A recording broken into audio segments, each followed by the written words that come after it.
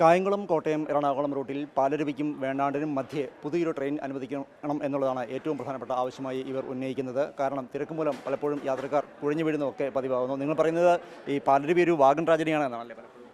അല്ല, പാലരുവിയിൽ ഇപ്പോൾ എന്തായാലും ആ വണ്ടി വന്നപ്പോൾ നല്ല തിരക്കായി. ആ തിരക്ക് ഒഴിവാക്കുവാൻ ഒരു ട്രെയിൻ കൂടി, മെമു ട്രെയിൻ കൂടി കൊല്ലത്തുനിന്ന് കോട്ടയം വഴി എറണാകുളത്തേക്ക് ഉണ്ടാകണമെന്ന് ഞങ്ങൾ 2 കൊല്ലങ്ങൾക്ക് മുമ്പ് പ്രധാനമന്ത്രിക്കും റെയിൽവേ മന്ത്രാലയത്തിനും റെയിൽവേ അധികാരികൾക്കും നിവേദനം കൊടുത്തിട്ടുള്ളതാണ്. 9:15 എറണാകുളം ജംഗ്ഷനിലെത്തത്തക്ക രീതിയിൽ ഒരു ട്രെയിൻ, മെമു ട്രെയിൻ ഉണ്ടാകണം എന്നുള്ളതാണ് ഞങ്ങളുടെ പ്രധാന ആവശ്യം. സ്ഥിരമായിട്ട് ആളുകൾ തലയിറങ്ങി വീടുകയാണ്. ഇന്ന് തന്നെ 3 പേര് തലയിറങ്ങി വീടും.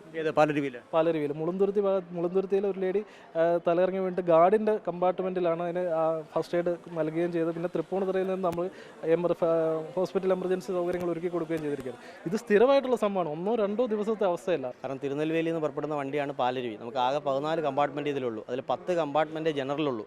അപ്പോൾ നമുക്ക് കായംകുളം കഴിഞ്ഞ് ചെങ്ങന്നൂർ മുതൽ വണ്ടി നിറയുകയാണ്. എല്ലാ ദിവസവും ഇതേ അവസ്ഥ തന്നെയാണ്. എല്ലാ ദിവസവും ഇത് തന്നെ അവസ്ഥ, ഒരു ദിവസം മാറ്റമില്ല. അതിനിടയ്ക്കാണ് വന്ദേഭാരതം വളർന്നിടത്തിൽ അരമണിക്കൂറോളം പിടിച്ചിടുന്നത്. തൃപ്പൂണിത്തുറയാണെങ്കിൽ ആ തിരക്ക് പകുതി ഒഴിവാക്കാമായിരുന്നു, അതും ചെയ്യത്തില്ല. വേണാട് സൗത്തിൽ നിന്ന് മാറ്റിയത് ഒരു തിരിച്ചടി. തീർച്ചയായിട്ടും. കാര്യം 6:20 ഇപ്പോൾ കോട്ടയത്ത് നിന്ന് 6:25 എടുക്കുന്ന മെമുവിന് ശേഷം സൗത്തിലേക്ക് വേറെ ട്രെയിനില്ല. പിന്നെ 10 മണിക്ക് ശേഷമാണ് സൗത്തിലേക്കുള്ള ട്രെയിൻ ഉണ്ടാവുക. പാലരുവിക്കും വേണാടിനും ഇടയ്ക്ക് ഒരു മെമു തീർച്ചയായിട്ടും ആവശ്യമുണ്ട്. സ്ത്രീകളടക്കമുള്ള യാത്രക്കാർ ഇന്ന് പ്രതിഷേധവുമായി എത്തിയിരുന്നു. സ്ഥിരം ഇതേ അവസ്ഥ തന്നെയാണോ? പാലരുവിക്ക് കുറേ കോച്ചുകൾ അനുവദിച്ചു എന്ന് പറയുന്നുണ്ടെങ്കിലും അതൊന്നും പ്രാവർത്തികമായിട്ടില്ല. ലേഡീസ് കോച്ച് ആണെങ്കിൽ ആകെ ഒരു 24 പേര് സീറ്റിംഗ് കപ്പാസിറ്റി ഉള്ള ഒരു ലേഡീസ് കോച്ചാണ് വരുന്നത്. അത് സ്ഥിരമായിട്ട് 500 പേരെ കുത്തി നിറച്ചാണ് നമ്മൾ വരുന്നത്.